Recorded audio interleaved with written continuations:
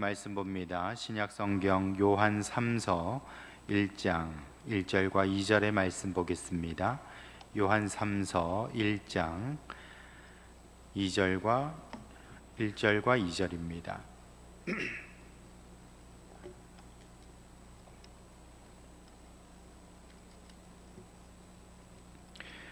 요한 3서 1장 1절과 2절입니다. 제가 봉독해 드리겠습니다. 장로인 나는 사랑하는 가이오 곧 내가 참으로 사랑하는 자에게 편지하노라. 사랑하는 자여, 내 영혼이 잘됨 같이 내가 범사에 잘되고 강건하기를 내가 간구하노라. 아멘. 어떤 태권도 사범이 있었는데요. 이분이 이제 그 태권도장을 운영을 하면서 그렇게 아이들도 가르치고 생업을 이어가고 있었습니다. 그러다가 이 사범이 그만 부상을 당하게 돼가지고 더 이상 이제 도장을 운영하기가 힘들어지게 된 거예요. 그래서 이제 미국으로 이민을 갔답니다. 미국 이민 가서 어찌어찌해서 봉제 공장을 차리게 됐다라는 거예요. 그게 뭐 1985년도니까 굉장히 뭐 지난 시간이죠. 근데 그 LA에서 봉제 공장을 했는데 하여튼 뭐 그때 너무너무 잘 되더라는 것이죠. 그래서 참 이렇게 아주 회사도 잘 이루어지고 그렇게 이제 뭐 여러 가지 복을 많이 받게 됐는데, 근데 주변의 사람들이 하는 얘기가 있었어요. 그게 뭐냐면은 당신 부인의 그 기도 덕분에 참 잘 된다고 그런 얘기를 종종 듣게 된다라는 거예요. 당신 부인이 기도를 해서 그래서 당신이 잘 되는 거다, 뭐 그런 얘기인 것이죠. 그때마다 뭐 앞에서 뭐라고는 할 수는 없지만 속으로 좀 불편했답니다. 왜냐하면은 아니 내가 열심히 노력을 하고 수완이 좋아서 사업이 잘 되는 거지 뭐 우리 아내가 기도를 한다고 그것으로 뭐 잘 되나, 뭐 이런 생각을 하게 됐다라는 것이죠. 근데 그렇게 사업을 잘 해나가다가 1997년에 좀 사업이 굉장히 어려워졌답니다. 왜냐하면 이제 뭐 어떤 제품에 하자가 있었나 봐요. 그래서 이제 결국 이제 반품 사태가 들어오고 갑자기 이렇게 뭐 반품이 막 밀려 들어오니까 어음을 제대로 처리를 하지 못해서 회사가 이제 부도를 맞게 되는 그런 위기까지 몰리게 됐다라는 거예요. 그때 이제 아무리 수완을 발휘를 해봐도 본인이 그렇게 얘기했잖아요. 내가 수완이 좋아서 잘 된다라고 생각을 했는데, 그때 그 어려움을 만나니까 아무리 수완을 발휘를 해도 이 어려움을 타개를 못 해내더라는 것이죠. 그래서 결국에는요, 교회 가서 기도했답니다. 하나님 도와주십시오, 살려주십시오, 이 위기를 좀 극복하게 해주십시오 라고 기도를 했다라는 것이죠. 근데 그분이 교회 가서 어떤 말씀에 또 은혜를 받게 됐는고 하니 신명기 8장 18절입니다. 내 하나님 여호와를 기억하라. 그가 너에게 재물 얻을 능력을 주셨음이라 라고 기록을 해놓은 거예요. 이 말씀을 보고서는 무릎을 탁 치면서 그렇구나, 내가 지금까지 돈 잘 벌고 사업 잘 되는 거 다 내가 잘나서 그런 줄 알았더니만 아니었구나. 하나님께서 재물 얻을 능력을 주셔서 그래서 내가 참 많은 복을 받았던 거구나, 그걸 깨닫게 됐다라는 것입니다.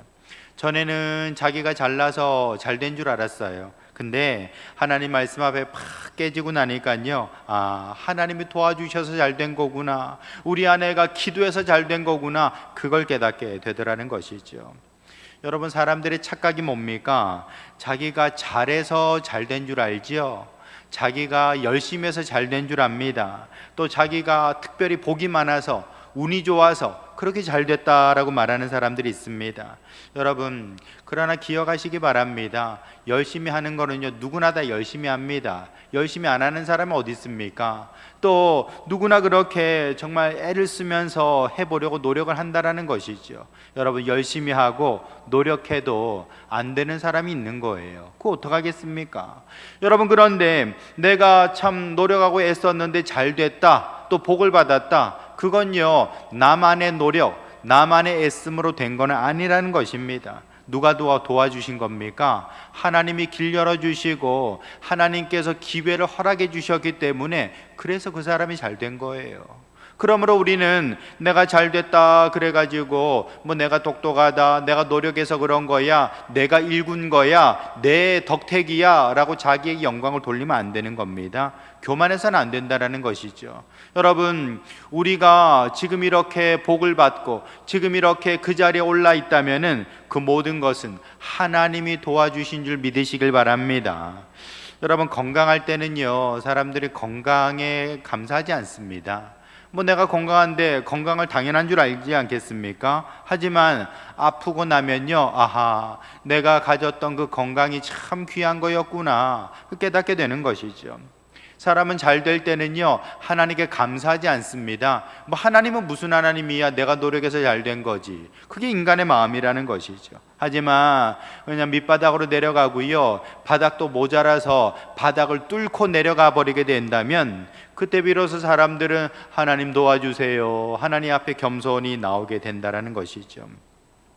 그러므로 저와 여러분들은 지금 내가 누리는 이 모든 것이 하나님의 은혜고 하나님이 도와주신 것인 줄 우리 믿으시기를 주님의 이름으로 축원합니다. 그렇게 그런 믿음을 가진 사람이 하나님 앞에 감사하게 되고요, 더 큰 복을 받아 누리게 되는 것이죠. 우리 사람이라는 존재는 사실 하나님이 복 주시지 않으면 살아갈 수 없는 존재입니다. 뭐 하나님을 믿든 안 믿든 또는 뭐 하나님께 감사하든 하지 않든 생각해 보세요. 햇빛을 비춰주시지 않으면 우리가 어떻게 살겠습니까? 비를 내려주시지 않으면 우리가 어떻게 살아가겠습니까? 여러분, 이렇게 우리는 하나님이 복 주시지 않으면 살아갈 수가 없는 존재였던 것입니다. 하나님은 그렇게 우리에게 내세의 구원을 주십니다. 뿐만 아니라 현세의 축복도 허락해 주시는 거예요. 이 모든 게 하나님의 은혜라는 것이죠. 여러분, 요즘같이 힘 빠질 때는요, 더욱더 하나님의 은혜를 갈구해야 되는 것이죠. 하나님의 복을 바라봐야 되는 것입니다. 여러분, 요즘에 뭐 힘날 일이 별로 없지요. 뉴스를 틀어봐도 뭐 드라마를 봐도 별로 이렇게 좋을 게 하나도 없습니다. 여러분, 우리가 살아가면서 정말 아무것도 낙이 없고 어떤 것에도 소망을 기대하기 어려울 때 우린 그때는 하나님 바라봐야 되는 겁니다. 왜냐하면 모든 축복이 하나님에게서 나오기 때문에 그런 것입니다. 여러분, 우리가 뭐 힘든 직장 생활을 하면서도 한 번씩 이렇게 인터넷 들어가 가지고 야, 내가 올여름 여기로 여행을 가야지 하고 들여다보고 있으면 기분이 좋아지지 않습니까? 앞으로 정말 누릴 거 생각하면 기분이 좋아지는 것이죠. 마찬가지로 우리가 지금은 좀 어렵고 힘들고 답답하고 마음이 좀 우울할지라도 하나님 바라보고 또 하나님 안에 있는 모든 좋은 것들을 상상하며 기대할 때에 그것이 우리 삶에 부어지게 되고 우리 삶이 회복되게 되는 줄 믿으시길 바랍니다. 여러분, 특별히 우리 하나님은요, 우리들에게 복 주시기를 기뻐하시는 하나님이시라는 겁니다. 여러분, 하나님은 구두쇠가 아닙니다. 하나님은 수전노가 아니라는 겁니다. 우리가 달라달라 할 때에 자꾸만 조건을 갖다 붙이고 너희들이 이렇게 하면 복을 줄게, 저렇게 하면 복을 줄게, 뭐 사람 놀리는 것도 아니고 자꾸만 무슨 장애물을 둬가지고 이걸 통과하면 복을 줄게, 그 다음 거 해주면 복을 줄게, 놀리시는 분이 아니라는 겁니다. 여러분, 부모님들은요, 자녀가 밥 달라면은 냉큼 주고요, 용돈 달라 그러면은 뭐 없어서 못 주는 건 할 수 없습니다만 있으면 다 줍니다. 여러분, 이렇게 자녀에게 모든 필요를 채우는 것이 그 부모의 기쁨인 것이지요. 마찬가지로 여러분, 우리가 하나님 앞에 복 달라고 기도할 때에 하나님께서 언짢아하시겠습니까? 불쾌하시겠습니까? 전혀 그렇지 않다라는 겁니다. 하나님은 저와 여러분들에게 복 주시기를 기뻐하시는 분인 줄 믿으시길 바랍니다. 잠언 10장 22절에 보시면 여호와께서 주시는 복은 사람을 부하게 하고 근심을 겸하여 주지 않는다라고 했어요. 여러분, 하나님은 우리가 부하게 되기를 원하고 근심을 벗어버리고 기쁨 속에 살기를 원한다라는 겁니다. 그게 하나님의 마음이라는 것이죠. 그러므로 저와 여러분들은 복 주시는 하나님, 그 하나님 앞에 믿음으로 나아가는 성도들 될 수 있기를 예수님의 이름으로 축원합니다. 여러분, 오늘 본문에 보시면은 1절에 보십시오. 장로인 나는 사랑하는 가이오에게 편지한다라고 했어요. 여러분, 이 가이오가 어떤 사람인지는 잘 모릅니다. 그러나 지금 요한 이 사도가 이 가이오에게 편지를 쓰면서 이런저런 정말 축복의 말, 권면의 말을 들려주고 있다라는 것이죠. 여러분, 이것은 곧 우리들에게 주시는 하나님의 편지가 되는 것입니다. 그러므로 오늘 말씀 속에 나타나는 이 축복의 말씀, 어떤 복을 주시는지 기록해 놓은 이 말씀을 통하여서 우리가 하나님 앞에 구해야 할 복은 무엇인가, 또 누려야 할 복은 무엇인가 함께 생각해 보시면서 이 어려운 때에 다시 한번 하나님을 기대하고 하나님 안에서 모든 좋은 것을 꺼내어 누릴 수 있는 성도들 될 수 있기를 예수님의 이름으로 축원합니다. 첫 번째로 우리 하나님은 영혼이 잘 되는 복을 주신다라는 것입니다. 우리 2절 상반절에 보시면 사랑하는 자여 내 영혼이 잘됨 같이라고 말하고 있어요. 여러분, 우리의 영혼이 잘됨을 기원하고 있다라는 것입니다. 우리의 영혼이 무엇입니까? 우리의 영혼은 바로 뿌리와도 같은 것이죠. 여러분, 그 나무가 뭐 잎도 있고 열매도 있고 줄기도 있습니다만 뿌리가 중요한 겁니다. 뿌리는 공교롭게도 보이질 않아요. 뭐 땅속에 박혀 있으니까요. 보이진 않지만 그 뿌리가 너무너무 중요한 것입니다. 여러분, 그 뿌리가 어떠하냐 하는 것에 따라서 그 나무가 살고 죽는 게 결정이 되게 되는 것이죠. 여러분, 그 프랑스라든지 이런 포도를 생산하는 곳, 유명한 곳들이 많이 있지요. 근데 그 포도나무는요, 뭐 척박한 땅에다가 심는다라는 거예요. 왜냐하면은 척박한 땅에 심어져 있어도 이 뿌리를 깊이 내리는 겁니다. 몇백 미터까지 그렇게 뿌리를 내려서 물과 양분을 빨아 올리니까 그 나무가 정말 극상품의 포도를 생산한다라는 거예요. 여러분, 이렇게 우리의 뿌리가 살아있다면, 우리가 뿌리가 건강하다면 우리의 삶도 복을 받게 되는 것이죠. 여러분, 이렇게 어떤 그 뿌리가 살아있는 그 나무는 뭐 산불이 나도 가물어도 결국 살아남는 것처럼, 또 겨울이 와서 잎이 다 떨어져도 새봄이 찾아올 때에 꽃을 피우는 것처럼 저와 여러분의 영혼도 마찬가지입니다. 내 영혼이 살아있으면요, 내 영혼이 건강하면 우리는 하나님 앞에서 복을 받는 인생 되는 것이죠. 심지어는 이 세상이 끝날 때에도 우리는 하나님 앞에서 저 천국에서 새롭게 태어나게 되고 새로운 삶을 누릴 수가 있게 되는 것입니다. 그러므로 우리는 나의 영혼을 돌아보면서 주여 나에게 영혼의 복을 허락하여 주시옵소서 기도할 수 있기를 예수님의 이름으로 축원합니다. 여러분, 우리의 영혼을 공격하는 게 뭐가 있겠습니까? 그건 바로 죄가 되는 겁니다. 죄가 들어오게 되면은 우리 영혼을 갉아먹게 되죠. 여러분, 뿌리가 상한 나무는 죽어버릴 수밖에 없는 것이죠. 마찬가지로 내 영혼이 공격받게 되면 내 삶도 무너지고 우리는 멸망당할 수밖에 없다라는 것입니다. 우리나라는 뭐 소나무로 아주 유명한 나라죠. 소나무가 많이 있습니다. 근데 이 소나무를 죽이는 해충이 있습니다. 그게 바로 제선충이라는 것이죠. 이 뭐 기생충 같은 거예요. 근데 이 기생충, 이 제선충을 옮기는 매개체가 뭐냐면요, 이 솔수염 하늘소라는 그런 하늘소, 뭐 풍뎅이 같은 것이죠. 여러분, 이것이 이제 제선충을 옮기게 되는데 그 하늘소, 솔수염 하늘소 안에 열어보면은 한 15,000마리 정도의 제선충이 있다라는 것입니다. 그리고 제선충은요, 얼마나 참 번식력이 아주 뛰어난지 제선충 한 쌍이 결혼을 하지 않습니까? 그러면은 20일 만에 20만 마리의 새끼를 낳는다라는 것입니다. 그렇게 엄청나게 새끼들이 많이 나오게 되니까 이게 그만 뭐 소나무의 잎을 갉아먹게 되는 것이고요. 더 나아가서는 문제는 뭐냐면요, 이 나무도 이렇게 혈관이 있습니다. 나무도 이렇게 수액이 왔다 갔다 하는 그 자리가 있거든요. 근데 그 수많은 그 제선충들이 그 나무의 그 수액이 지나가는 관을 막아버리는 거예요. 우리로 치면 동맥경화를 만들게 되는 겁니다. 피가 안 통하도록 그냥 막아버리니까 그냥 끝나버리는 것이죠. 여러분, 결국에는 이 수액의 통로를 막아버리니까 영양이 공급되지 않아서 이 제선충에 오염된, 제선충에 감염된 소나무는요 100% 죽는답니다. 뭐 지금까지도 뭐 약도 없고요, 100% 죽는다라는 거예요. 그래서 제선충에 오염되면은 그 일대를 나무를 다 잘라가지고 그냥 뭐 연기로 뭐 훈증하는 뭐 그런 거밖에는 도리가 없다라는 것이죠. 안 걸리도록 해야 되는 것이지, 일단 제선충이 뭐 들어갔다 하면은 100% 소나무가 죽게 된다라는 것이죠.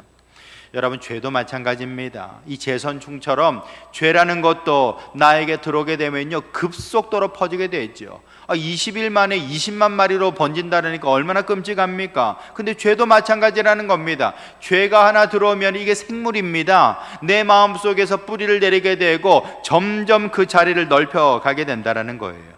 근데 내 속에 들어온 죄가 뭐 합니까? 결국에는 나와 하나님 사이를 가로막아 버리는 거예요. 나와 하나님 사이를 가로막아 버리니까 은혜를 받지 못합니다. 하나님께 기도해도 응답이 없는 것입니다. 결국에는 우리는 하나님으로부터 은혜를 공급받지 못하여서 멸망의 자리로 나갈 수밖에 없다라는 것이죠. 예레미야 5장 25절에 보시면 너희 허물과 죄가 좋은 것을 막았다라고 했습니다. 너희의 허물과 죄가 하나님으로부터 올 수 있는 그 모든 좋은 것들을 다 막아버렸다라는 것입니다. 그래서 너희가 망하는 거야, 그래서 유다가 멸망하는 거야 라고 얘기를 하고 있는 것이죠. 여러분, 제선충에 감염된 소나무는 100% 죽습니다. 죄로 오염된 인생은 또한 100% 죽을 수밖에 없습니다. 여러분, 우리가 죄를 가지고 구원받을 재간이 없는 겁니다. 더더군다나 이 죄라는 것이 마치 제선충과 같이 기하급수적으로 늘어나기 때문에 아무리 내가 그 죄를 닦아내도 나는 감당을 할 수가 없다라는 것이죠. 그래서 하나님께서는 우리가 감당할 수 없는 그것을 대신 누구에게 짐지어 주셨습니까? 예수 그리스도, 정말 하나님의 독생자에게 우리 대신 그 죄짐을 짊어지고 해결해 버리도록 했다라는 것입니다. 그러므로 성도 여러분, 예수님의 십자가 덕분에 저와 여러분들은 구원받은 줄 믿으시길 바랍니다. 여러분, 이것이 바로 내 영혼이 받을 복이 되는 것이죠. 내 영혼이 예수님을 믿을 때에 구원받게 되는 겁니다. 전에는 내가 그 수많은 죄를 감당하지 못해서 멸망당할 수밖에 없었는데, 그러나 십자가에서 돌아가신 예수님을 내가 마음에 받아들이고 나의 구주로 영접할 때에 우리는 비로소 하나님의 자녀되고 죄에서 구원을 받을 수가 있게 되는 것입니다. 여러분, 그러므로 이 복에도요 여러 가지 종류가 있죠. 어떤 여러분들이 선물 받아도 그렇지 않습니까? 똑같은 선물 받아도 뭐 고맙긴 고마운데 그냥 뭐 보통의 마음인 경우 있어요. 그냥 뭐 받을 거 받았다 하는 그 정도 되는 사람이 있고요. 근데 어떤 선물을 열어봤는데 생각지도 않았던 엄청난 것을 선물 받을 때가 있는 것이죠. 여러분, 정말 놓쳐서는 안 되는 그런 복이 있을 겁니다. 근데 정말 생각지도 않았던 엄청난 축복, 그리고 절대로 놓쳐서는 안 되는 복이 뭡니까? 그게 바로 영혼의 복이라는 겁니다. 여러분, 세상 살아가면서 우리가 뭐 좋은 차도 굴리고 좋은 집도 우리가 뭐 청약에 당첨돼 가지고 뭐 받게 되고 뭐 이런 게 다 복이죠. 좋은 겁니다. 그러나 여러분, 그런 복보다도 정말 비교할 수도 없고 절대로 놓쳐서는 안 되는 복, 그것은 바로 내 영혼의 복이라는 것입니다. 그것은 바로 예수 믿고 구원받는 복인 줄 믿으시길 바랍니다. 여러분, 내가 아무리 좋은 것을 누리고 산다 할지라도 뭐 죽고 나서 지옥 가면 무슨 소용이 있겠어요? 아무 소용이 없잖아요. 그러므로 여러분, 우리는 예수 믿고 구원받는 것이 제일 귀한 복인 줄 믿으시길 바랍니다. 가장 값진 복인 줄 믿으시길 바랍니다. 여러분, 예수 믿고 구원받은 이 구원의 축복, 그 영혼의 축복을 받은 사람은요 아무것도 두려워할 것이 없습니다. 우리는 저 천국에 내가 살 집이 다 마련되어 있다라는 것이죠. 여러분, 뭐 요즘에는 뭐 집 한 칸 구하는 거에 너무너무 참 힘들고 큰 숙제가 되어 있습니다만, 그러나 예수 믿는 사람은 저 천국의 집이 다 마련되어 있다라는 것입니다. 얼마나 감사한 일입니까?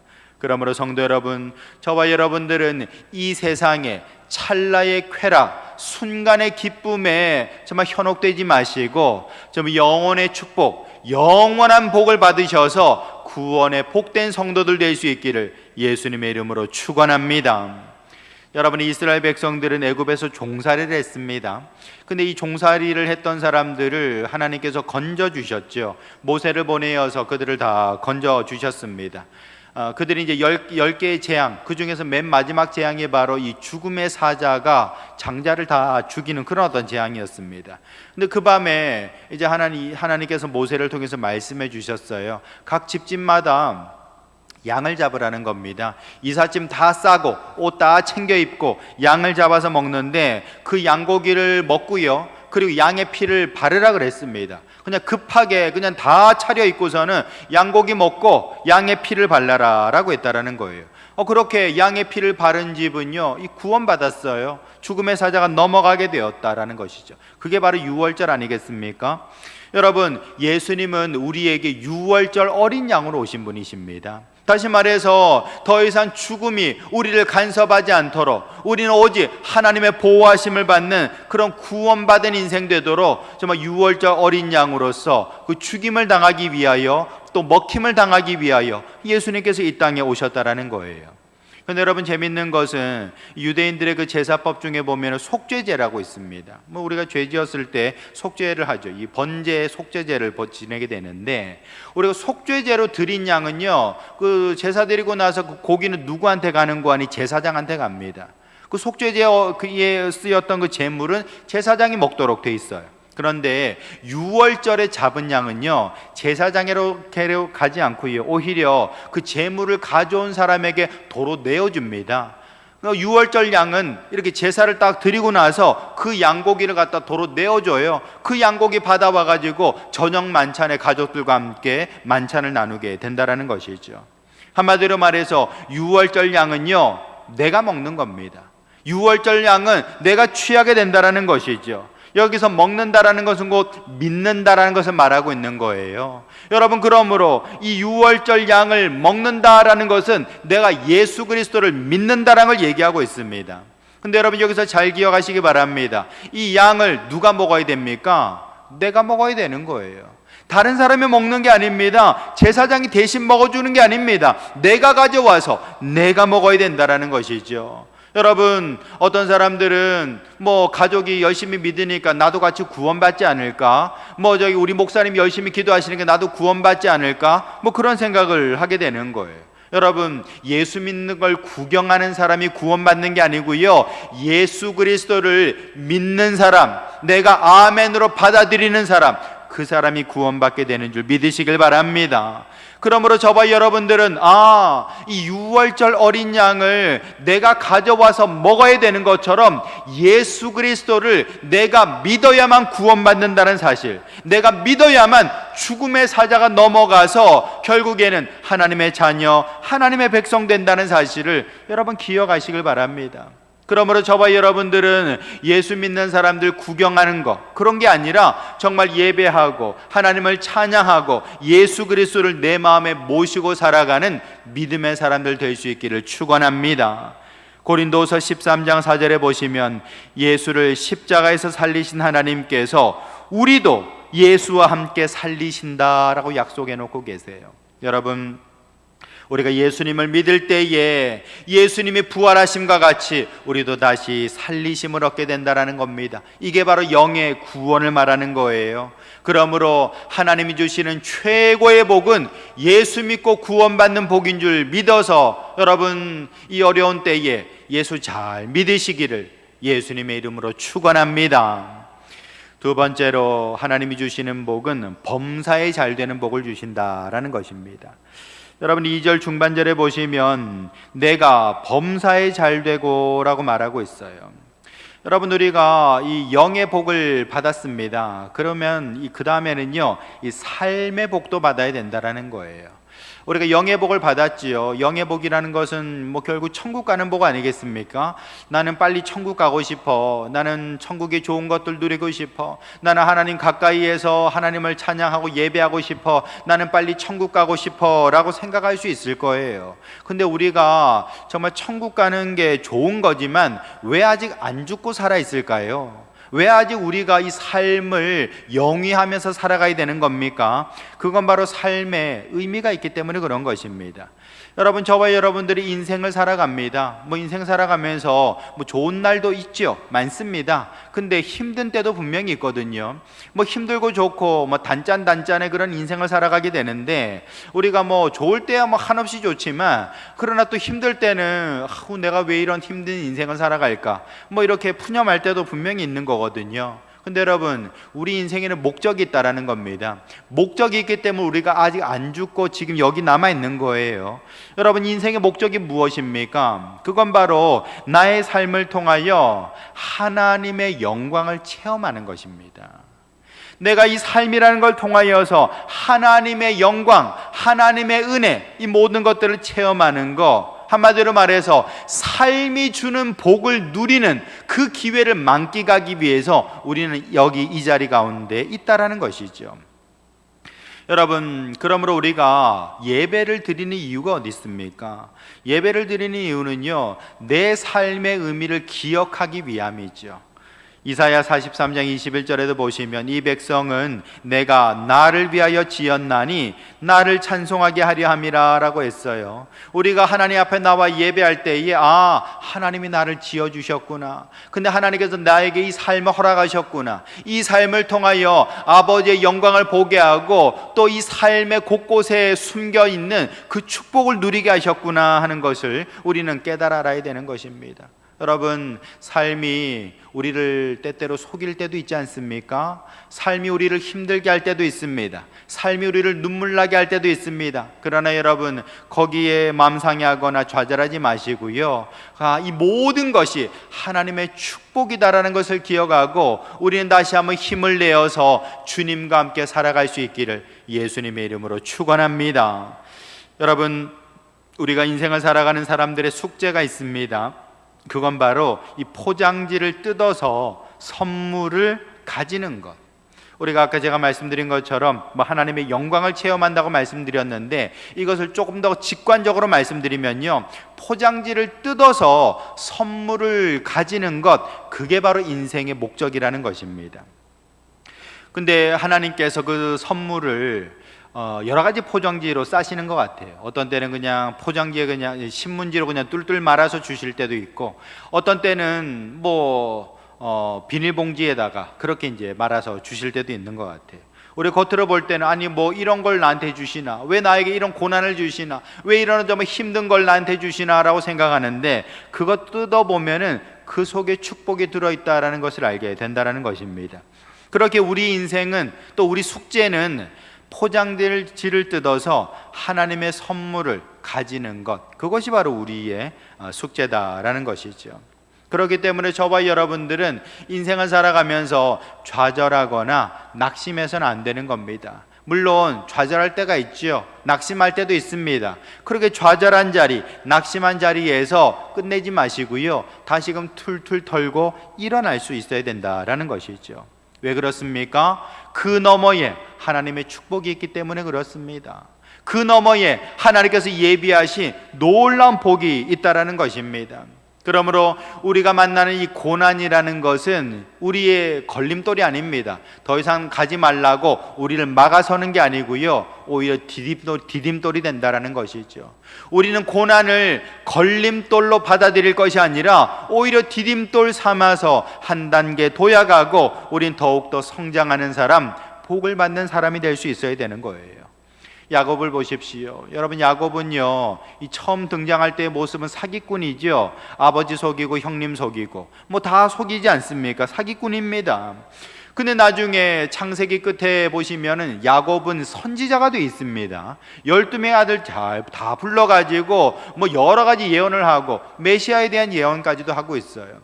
어떻게 사기꾼이 선지자가 될 수 있습니까? 그건 바로 그의 삶의 여러 가지 고난과 어려움과 시련을 통하여 연단되었던 것이죠. 그는 여러 가지 어려움들을 통하여서 오히려 디딤돌 삼아 일어서는 사람, 성장하는 사람이 될 수 있었다라는 것이죠.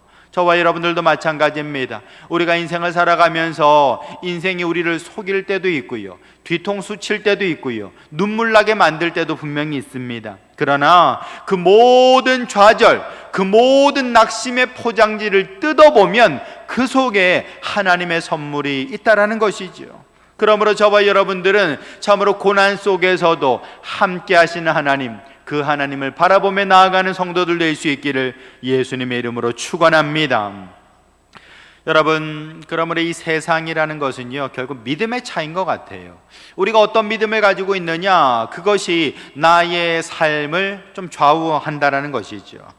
여러분, 우리가 세상 살아가면서 이 차별에 관한 문제들을 많이 고민하게 됩니다. 세상에서 차별받으면 좀 화가 나죠. 아니, 저 사람은 저렇게 많이 가지고 있네, 저 사람은 저렇게 많은 혜택을 누리네, 그런 걸 보면 차별의 어떤 화가 나기도 합니다. 근데 여러분, 이 세상에는 차별이 없을 수는 없는 것 같아요. 단지 그 차별을 극복하라고 우리에게 이제 제시되는 것인데, 저는 여러분들에게 차별화된 믿음을 가지시라고 좀 권면드리고 싶어요. 여러분, 어차피 세상에는 차별이 있는데 그 사람은 돈이 많고 저 사람은 뭐 학벌이 좋고 뭐 그러면 참 부럽지요. 그런데 우리가 부러우면 지는 것 아닙니까? 우리가 저 사람은 돈이 많고 학벌이 많지만 나는 차별화된 믿음을 가져야겠다, 그런 거룩한 소망을 좀 가졌으면 좋겠습니다. 여러분, 우리가 믿음 더욱 주세요 라는 데 세금 붙지 않습니다. 우리가 뭐 집을 많이 가지면 세금을 많이 내야 되니까 좀 골치 아픈 세상이 됐습니다만, 그러나 여러분, 믿음이 큰 데에는 세금이 붙지 않아요. 우리는 얼마든지 차별화된 믿음을 가질 수 있다는 것입니다. 여러분, 특별히 우리는 이 험한 세상을 살아가면서 할 수 있다, 하면 된다, 해보자 라는 믿음을 가질 수 있기를 축원합니다. 여러분, 우리가 살아가면서 여러 가지 어려움이 있죠. 장애물이 있습니다. 없는 사람이 없어요. 누구나 어려움을 만나고 고난을 만나게 된다라는 것이지요. 근데 그때에 나는 뭐 안 되려나 보다, 나는 힘들어, 거봐 나는 안 되잖아, 그리고 뒤돌아선다면 여러분, 그 사람에게 기회가 또 주어지겠습니까? 하지만 저와 여러분들이 다른 사람들과 또는 부정적인 사람들과는 차별화되게 긍정적인 믿음을 가진다면, 나는 할 수 있다, 나는 하면 된다, 내가 한번 해보자 라는 그런 믿음을 가진다면, 그런 차별화된 믿음을 통하여서 그 사람 앞에 놀라운 인생의 길이 열리게 되는 줄 믿으시길 바랍니다. 여러분, 어떤 수학 교수님의 어떤 일화가 있는데요. 이분이 스탠포드 대학교를 다녔답니다. 그때 이제 스탠포드 대학교를 다니면서 4학년 때였는데, 그날 시험 치는 날이었는데 그냥 밤새도록 공부하다가 그냥 깜빡 졸아가지고 그냥 지각을 하고 만 거예요. 그 들어가 보니까 벌써 뭐 다른 친구들은 다 저기 시험 문제 풀고 있습니다. 문제가 저기 칠판에 딱 써 있는 거예요. 딱 두 문제만 써 있더라는 겁니다. 두 문제를 갖다가 딱 써놓고 이게 풀라는 것이죠. 근데 이제 다 못 푼 친구들은 집에 가서 이제 풀어와라 해가지고, 그래가지고 이제 그 집에 가서 3일 동안 고민하다가 두 문제 중에 한 문제는 풀고요, 한 문제는 못 풀고 이제 제출을 했답니다. 그 교수님한테 찾아가서, 교수님, 제가 3일 동안 이렇게 정말 애를 썼는데 결국에는 한 문제는 못 풀고 한 문제만 풀어왔습니다 하고서 가져갔다라는 거예요. 근데 교수님이 빙그레 웃으면서 뭐라고 하시는 거 아니, 이게 이 두 문제가 아인슈타인도 못 풀었던 문제라는 겁니다. 아인슈타인도 못 푼 문제를 갖다 두 개 적어놓고 이 학생들한테 설명을 해준 거죠. 자, 이거는 아인슈타인도 못 푼 굉장히 어려운 문제인데 한번 우리 학생들이 한번 풀어보라고 이렇게 이제 시험 문제로 낸 것이죠. 여러분, 그래서 그런 어떤 공지를 하고서 시험 문제를 풀도록 했는데, 이 늦게 온 학생은요, 이 처음에 교수님 했던 말을 못 들은 거예요. 아인슈타인도 못 풀었던 문제란 말을 못 들은 겁니다. 그리고서는 이제 자기는 집에 가서 3일 동안 끙끙 앓으면서 두 문제 중에 한 문제는 못 풀고 한 문제는 풀어왔다라는 거예요. 다른 학생들 전부 다 못 풀었는데, 이 처음에 아인슈타인도 못 풀었던 문제다라는 말을 못 들은 학생만 이 문제를 풀어왔다라는 거예요. 여러분, 결국에는요, 어렵구나라고 생각하니까 답이 안 보이는 것이죠. 하지만 답이 있겠구나 생각하니까 그 학생은 결국 답을 찾아낸 것 아니겠습니까? 여러분, 이것이 바로 믿음의 차이라는 것입니다. 우리가 인생을 살아가면서 어렵겠어, 힘들겠어 라고 말한다면, 여러분, 그 사람 앞에는 길이 열릴 수가 없지요. 없던 길도 닫힐 것입니다. 그러나 분명히 답이 있을 거야. 하나님께서 이 문제를 내셨으니까, 하나님께서 이 상황을 나에게 허락하셨으니까 분명히 답이 있을 거야 라고 생각하고 기도하며 앞으로 나가는 사람은 결국에는 답을 찾게 되는 줄 믿으시길 바랍니다. 민수기 14장 28절에 보시면, 너희 말이 내 귀에 들린 대로 내가 너희에게 행하리라 말씀하셨습니다. 여러분, 안 된다, 힘들다, 어렵다 라고 말하는 사람에게는요, 그 길이 닫히게 되는 것입니다. 그러나 할 수 있다, 하면 된다, 해보자 라는 긍정의 믿음을 가진 사람에게는 길이 열리게 되는 줄 믿으시길 바랍니다. 그러므로 여러분, 저와 여러분들은 다시 한번 주님 앞에서 하나님께서 나에게 삶을 허락하셨으니 그 삶의 답도 하나님이 가지고 계시다라는 그런 긍정의 믿음을 가지고 범사에 복을 받는 성도들 될 수 있기를 예수님의 이름으로 축원합니다. 세 번째로 하나님께서는 우리에게 강건한 복을 주신다라는 것입니다. 2절 끝에 보시면 강건하기를 내가 간구하노라 라고 얘기를 하고 있어요. 여러분, 이 강건하다라는 것은 육신의 건강을 말하는 것이죠. 물론 마음의 건강도 포함될 것입니다. 여러분, 이 건강 문제라는 거 사실 젊은 사람들 또 몸이 건강한 사람들은 건강 문제 그렇게 신경 쓰지 않습니다.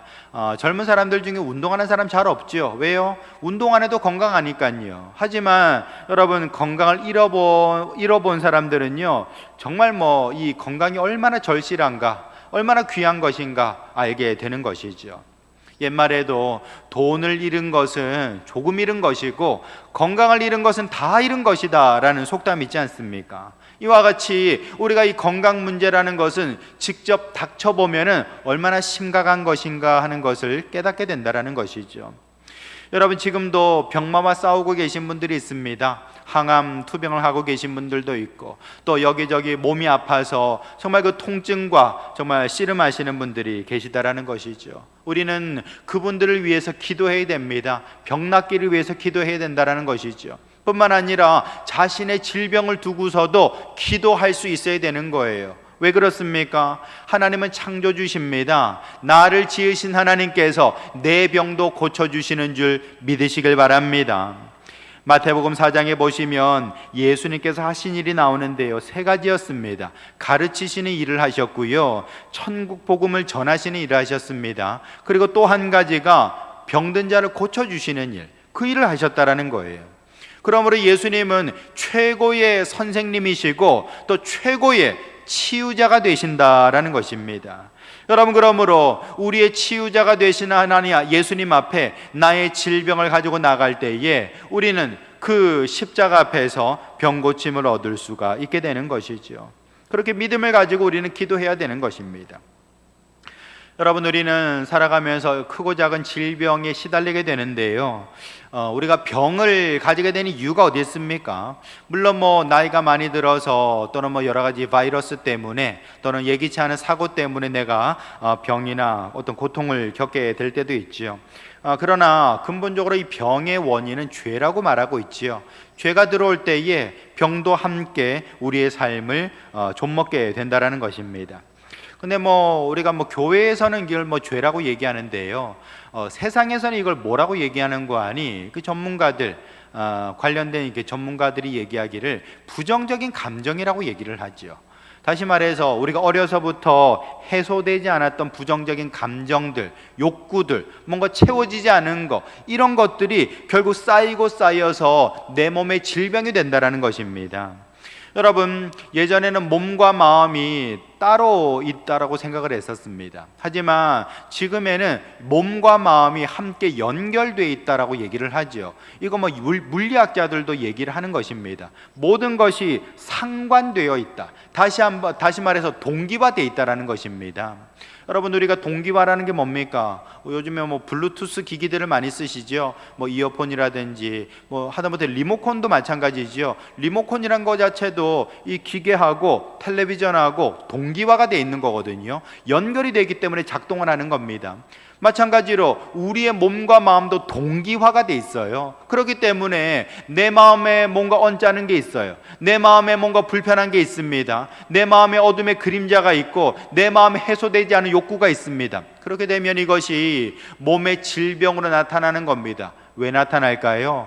말을 거는 거예요. 다시 말해서 나의 좀 내면을 돌아보라고, 내 말 좀 들어보라고 나에게 말을 거는 방법, 그게 바로 질병이라는 것입니다. 그러므로 여러분, 우리는 나에게 말을 걸어오는 그런 어떤 현상에 대해서 잘 살펴볼 수 있어야 되는 겁니다. 물론 여러분, 질병이 걸리면 병원에 가시기 바랍니다. 진찰을 받으시고 약을 드셔야 됩니다. 근데 약도 드시지만 과연 이 질병이 나에게 왜 찾아왔을까? 내가 왜 오늘 밥 먹고 체했을까? 내가 왜 갑자기 머리가 아플까? 여러분, 이런 것들을 한번 생각해 볼 수 있어야 된다는 겁니다. 왜냐하면 수많은 전문가들이 몸과 마음은 연결되어 있고 질병이라는 것은 우리 내면의 어떤 시그널이다, 신호다라고 얘기를 해주고 있기 때문에 여러분 여기에 대해서 관심을 가지고 한 번쯤 생각하고 대화를 시도해 볼 수 있어야 된다는 것이죠. 어떤 발 마사지 하는 분이 계신데요. 이분이 뭐 그런 일화가 있다는 겁니다. 이 발 마사지를 하면서 여러 사람들의 발을 만지게 되죠. 어떤 사람은 발은 뭐 부드럽기도 하고 관리가 잘 돼서 부드럽기도 하고, 어떤 사람의 발은 정말 뭐 투박하고 굳은 살이 이렇게 있는 그런 어떤 발이지 않습니까? 근데 이분은 발 마사지를 하면서 뭐 어떤 때는 그냥 펑펑 가슴이 아프면서 운다라는 겁니다. 펑펑 운다라는 거예요. 발 마사지 하면서 발 마사지 해주는 분이 그냥 펑펑 울어요. 그러면 발 마사지 받던 이분도 같이 그냥 엉엉 운다라는 겁니다. 여러분, 이 발 속에, 이 발에 얼마나 많은 이야기가 있겠습니까? 수십 년의 이야기가 사실은 거기에 녹아져 있는 것 아닙니까? 근데 이분은 굉장히 어떤 뭐 영성이 열린 분인지 모르겠습니다만 그렇게 발 마사지 하면서 정말 그렇게 엉엉 운다라는 것이죠. 그러면 이제 발 마사지 받던 분도 같이 울게 되는 것이죠. 여러분, 이게 바로 소통이 이루어진 것 아니겠습니까? 다시 말해서 이 발이 보여주는 이 메시지, 그리고 내면의 어떤 그 마음에 응어리진 것들, 이 모든 것들이 연결되면서 알아봐주게 되는 것이고요, 뭐든지 이해하게 되면은 해소가 되는 겁니다. 여러분, 우리가 뭐 서로 뭐 부부 싸움을 하기도 하고 뭔가 좀 이렇게 친구하고 뭐 어떤 언짢은 일이 있기도 하고 뭐 그러기도 하지 않습니까? 하지만 같이 대화하면서 나 그때 기분 나빴어, 너 그때 왜 그랬냐, 서로 이렇게 대화하다 보면은 이해가 되죠. 이해가 되면은 여러분 모든 게 다 해소가 되지 않습니까? 마찬가지로 내 속에 있는 맺혀 있는 것들 내가 돌아봐주고 살펴봐주고 알아봐주고 이해해주면요, 마음에 있는 것들이 점점 휘발되어 버립니다. 내 속에 맺힌 것들이 사라지게 되고 치유가 나타나게 되는 것이죠. 어떤 한의사분은 그런 얘기를 하시더라고요. 자기는 이제 뭐 밥 먹고 이렇게 체하게 되면은 그 위장하고 얘기를 나눈답니다. 이렇게 배를 쓰다듬으면서 뭐가 불만이냐고, 뭐가 이렇게 맺혀 있냐고. 왜냐하면 이 위장이라는 게 뇌 다음으로 이렇게 신경세포가 많은 곳이거든요. 제2의 뇌라고 합니다. 그러니까 뭔가 이렇게 신경 쓰면서 밥을 먹으면은 위가 딱딱하게 굳어지게 되는 것이죠. 그래 이게 배를 이렇게 쓰다듬으면서 위장하고 대화를 나눈다는 겁니다. 그러면 떠오르는 생각이 있겠죠. 그러면 이제 그걸 갖다 그래서 그랬구나 알아주면은 이게 날아간다, 해소가 된다라는 얘기를 하는 것이죠. 여러분, 어떤 교수님은요, 뭐 자기는 이제 뭐 여러 몸하고 이게 대화를 나눈다라는 거예요. 그 두 손을 갖다 가슴에 이렇게 포개고서는 심장하고 대화를 나누는 겁니다. 여러분, 심장, 내가 뭐 화가 나는 일이 있어서 우리 왜 심장을 염통이라고 하잖아요. 염통. 염자가 이 불꽃 염자거든요. 다시 말해서 화가 나는 일이 있으면 심장 상하는 일이 있는 것이죠. 그러니까 이 심장하고 이렇게 대화하면서 분노를 풀어주는 거예요. 위장하고도 대화하면서 뭔가 이렇게 맺힌 것들을 풀어주는 겁니다. 어깨하고도 대화를 나누면서 정말 뭐 내가 세상 살아가면서 다 책임지려고 하니까 얼마나 그냥 긴장하고 어깨가 뭉쳐 있습니까? 그러니 이런 것들을 알아봐 주면서 풀어주는 것이죠. 여러분, 이렇게 자신의 몸과 소통을 하니까 내 몸의 상태들을 알게 되고 고통이 사라지게 되더라라는 것이죠. 여러분, 한번 이게 가슴 마음에 좀 와닿는다면은 자기 몸과의 대화를 한번 시도해 보시기 바랍니다. 뭐 이거는 전혀 뜬금없는 소리가 아니라 실제로 내 몸의 세포 하나하나가 의식이 다 있습니다. 그래서 백혈구 세포도요, 자기가 마음 탁 틀어지면 어떻게 됩니까? 내 몸을 공격하게 되죠. 왜냐하면 그 백혈구 세포가 상처받아서 그런 겁니다. 뭔가 이게 생각을 딴 마음을 먹게 되니까 결국엔 내 몸을 공격하게 되는 것이죠. 여러분, 모든 세포가 의식이 있다라고 얘기를 합니다. 그러므로 저와 여러분들도 내 몸과 대화를 나누게 되면요, 그 속에서 뭔가 실마리를 찾게 되고 고통을 해결할 수 있는 길들을 알게 된다는 것이죠. 여러분, 제가 세 가지 복에 대해서 말씀드렸는데요, 뭐 영혼의 복, 범사의 복, 그리고 강건한 복을 말씀드렸는데 결국에는 제가 결론적으로 말씀드리고 싶은 게 있습니다. 그게 뭐냐면 대화가 중요하다는 것입니다. 제가 몸과 소통하라고 말씀드렸죠. 대화하라는 것입니다. 그런데 아까 처음에 영혼이 잘 되고라고 했습니다. 영혼의 복을 받는다. 우리가 영혼의 복을 받으려면 누구와 대화를 해야 됩니까? 예수님과 대화하고 하나님과 대화를 해야 되는 것이죠.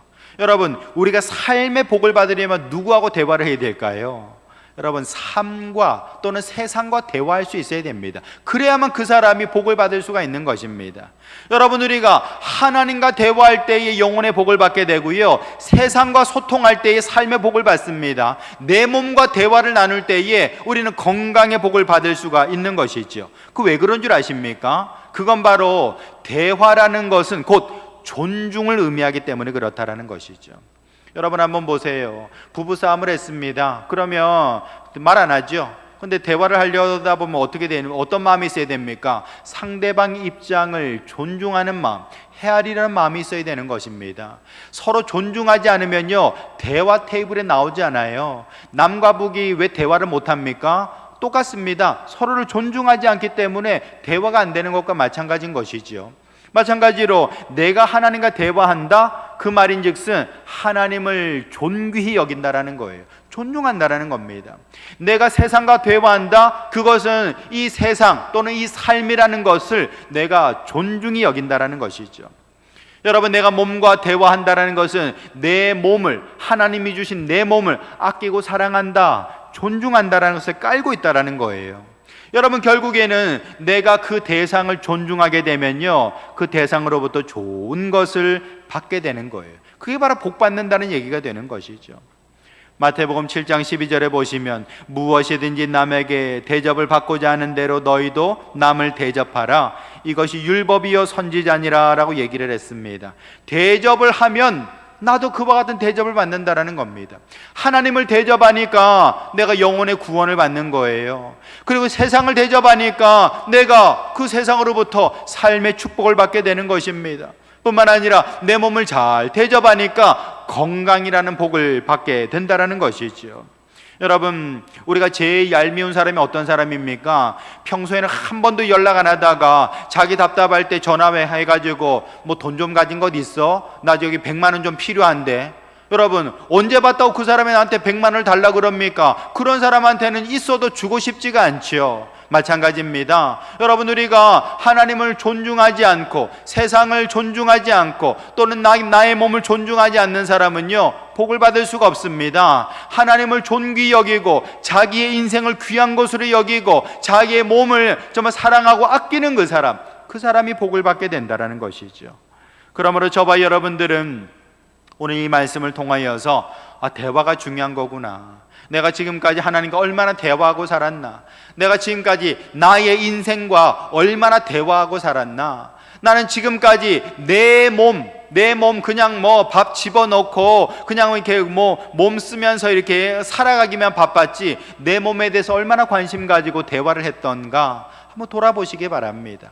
그러기 저와 여러분들은 하나님을 존중하고 나의 인생을 존중하고 내 몸을 존중히 여김으로 말미암아 참으로 주 안에서 복을 받아 누리는 성도들 될 수 있기를 예수님의 이름으로 축원합니다.